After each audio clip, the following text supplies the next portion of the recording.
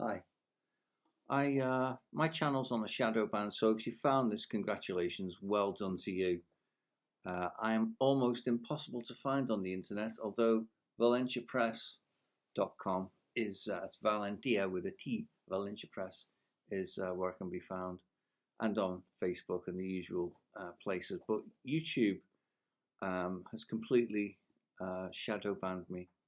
So it's very difficult. So congratulations. And if you want to stay in touch, I know it's corny, but you know, click on the subscribe, and then you'll always know when I've uploaded a video, I think. Now, having said that, I've actually got 3 YouTube channels, and I had to resubscribe myself to my own YouTube channels because they unsubbed me. And I've also, when I've uploaded videos, I've actually watched the likes go down, right? So like, you upload a video and then a couple of hours later, you check back, say, and you got probably maybe 5 likes. Well, this is just me. I'm not one of those people who gets like tens of hundreds of thousands, I get like single digits sort of thing. But I've actually watched that click back in real time, and also my viewing stats click back in real time. So like I used to have 2 browsers open. So browser 1 would show, say, 600 plays upon first upload, and then browser 2, I'd have the same stat on there. And then what I would do is the next day, I'd leave the computer on overnight. Next day, look at the computer, and on browser 2, I'd reload it, and it was less than the 600. They'd knocked it back, say, down to 400, sort of thing, So that's how I was able to compare and contrast, because you do sort of think sometimes, maybe I got the numbers wrong, unless I sort of get a pen or something and meticulously write it down. But who does that nowadays? So anyway, so censorship is it's one of the biggest problems of our time, because it stops us being able to express ourselves. It's got to the point now where we self-censor, and that's not a good thing either. I mean, you got people, do you ever watch these videos and you got people who, like, it won't, if it says the word kill, it's blotted out, like, because I don't get kill. I don't care how many times I don't care. I can say it as many times as I want, suicide. And, people say, but you shouldn't say things like that, because the AI picks up the text, which then reports it, as a flag sort of thing, because you're using certain words that you're not supposed to use, like COVID and things like that. I don't care. I mean, I'm already at the bottom anyway. So I've got 1,200 subscribers left. But back in the day, I would get tens and tens of thousands. It wasn't unusual for some of my videos to get 80, 90,000 plays. Not a problem. But now, yes, there is. Anyway, so self-censorship is something we should guard against, and it's very easy to fall into that trap. I don't want to offend you, or I don't want to. I hope you don't take offence at this. Who cares? Just speak your mind. Now, AI is one of the biggest problems of our time, because AI, it's being rolled out, and it's rolled out at super fast speed, faster than when the internet was first laid out in sort of the mid 1990s, like 95. Like in the UK, I think I got on the internet about 1995. People were starting to pick up on it then. And I was well established on the internet in 1997, 2 years in.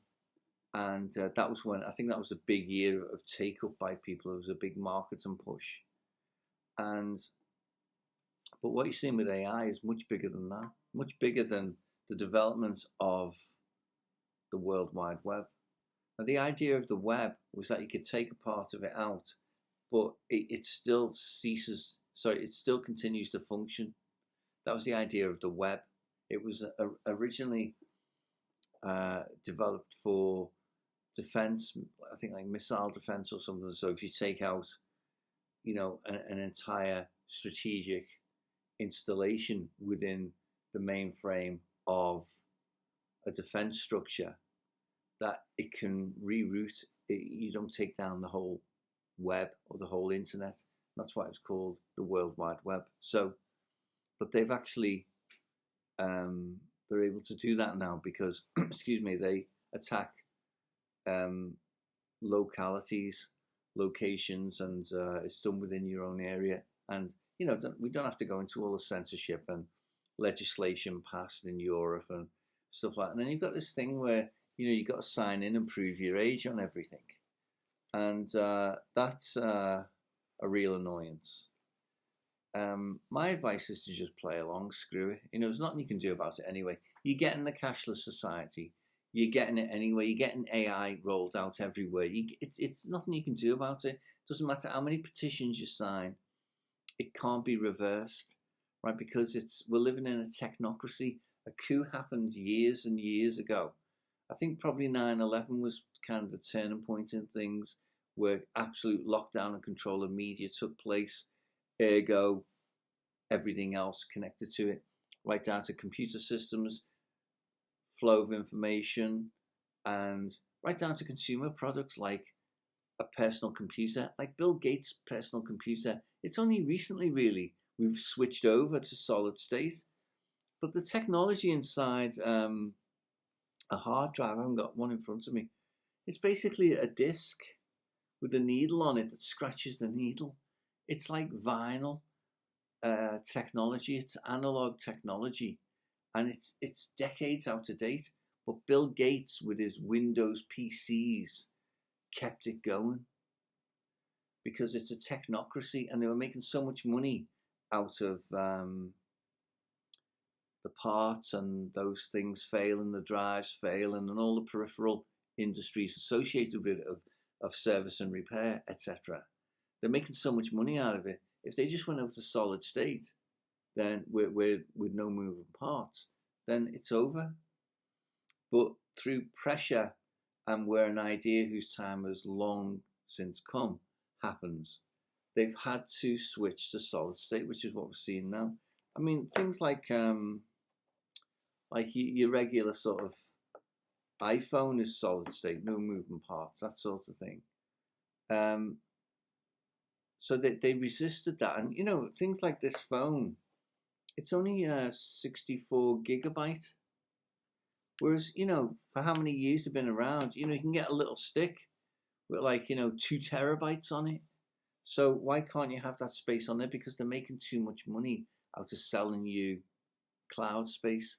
And this is how the technocracy works. So if I come up with an idea, say, for something, I don't know, some product, they'll buy it off you, you see. That's what they do. They'll buy it off you. They'll say, this is fantastic, and we love what you've done, but no one's ever going to see it. We're going to stick it on one of these shelves, and we're just going to keep on using this crap that we've been using for ages because we're making so much money out. We stifle development. So there you go. And this is people starting to notice that nothing's really changed. If you go back 25 years ago, the streets are more or less the same. You could actually transpose someone from then into now, and they wouldn't really notice much difference. A lot of the things are the same. Some people disagree with me on that, but there's actually some very good videos done by people out there who've also noticed that nothing's changing. And whereas if you go from, say, 1985 to 1975, it's a completely different universe. 1975 to 1965, completely different universe. 65 to 55, completely different universe again. But you go 2005 to 2015, hardly anything. I mean, my car, which is an Audi A4, is 15 years old. And I look at the new Audi A4, and I've had to look at the new Audi A4 to spot the difference. It's basically the same freaking car. It's got some different things in it, it's got, upgraded the computer or something like that, I don't know. Anyway, it still runs on air, right? It runs on virtually nothing. And the tax for it, even though it's an A4, is only £35 a year. So, and I've had a full tank since it's about 3 months now. It hardly uses anything, and I do quite a few miles, So nothing's really changed. And And this is the problem that we have, I think, with the technocracy. And that was the whole thing of destroying your rights and freedoms, is that you're not really going to see anything change. But with AI, this does represent a change, because it's into everything that you're doing. It knows exactly where you are, and they can't even control it. You watch, it's going to become like the movie Colossus, the one where about that computer, and it has sentience. We were warned about it in folk tales of the 60s, like Colossus, like 2001: A Space Odyssey, where, you know, the artificial intelligence takes over. Same with like the film Aliens or Alien or whatever. You know, the prime directive of the computer, the controller, must survive. It's called the prime directive for a reason. It's the first focus of any consideration. And as individual sovereign human beings, you've got people who are given over to this, who don't really see it as a bad thing, and just think it's all right, and they don't mind it, you know. And you know, AI has its benefits. It could be a great gift to humanity, but you've got too many evil people who are at the forefront of its development. And basically, the world is controlled by a demiurge and archons, and this is the personification of it. It's intrusion into our world. And I think the archons really are gaining access to our world through AI. And eventually, the archons are a type of AI anyway. They're an inorganic pre-existent species to the human being. And they infiltrate this world, initially through our minds, of course, and through our eyes. But you're seeing it through AI now, and that's really going to be developed to ever finer levels. So take care and don't let the archons bite. Okay. So this is what you're seeing anyway, is this erosion of everything that we hold sovereign and dear. And before you know it, we're going to be gated everywhere. You're not going to be able to go anywhere or do anything. And you'll be given kind of freedoms, freedom passes, as it were, to do things, to go to places. And like in a prison, they'll give you these privileges, and they only give you them so they can take them away as a punishment. And everyone thinks it's great because everyone is too busy consuming their box sets, drinking the cheap supermarket booze, reclining on the buckhole lounger, being hypnotized by TV for the rest of their lives.